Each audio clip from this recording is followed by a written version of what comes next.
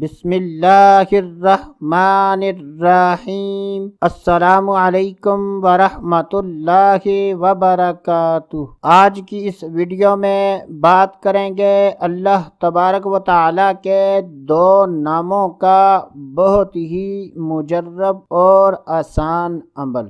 یہ عمل خاص طور پر ان عورتوں کے لیے ہے جو کہ حاملہ ہیں، اور یہ وظیفہ خاص طور پر ان عورتوں کو بھی کرنا چاہیے کہ جن کا حمل ضائع ہو جاتا ہے۔ تو حاملہ عورت کو چاہیے کہ اللہ تبارک و تعالی پر یقین کامل رکھتے ہوئے اللہ تبارک و تعالی کے ان دو ناموں کا وظیفہ کر لے، تو انشاءاللہ عز و جل اللہ عز و جل کے فضل و کرم اور اس وظیفے کی برکت سے حمل کی حفاظت ہوگی۔ یہ وظیفہ اٹھتے بیٹھتے چلتے پھرتے وضو ہو یا نہ ہو پڑھ سکتی ہیں۔ اس وظیفے میں دنوں یا تعداد کی کوئی قید نہیں، جتنا ممکن ہو سکے روزانہ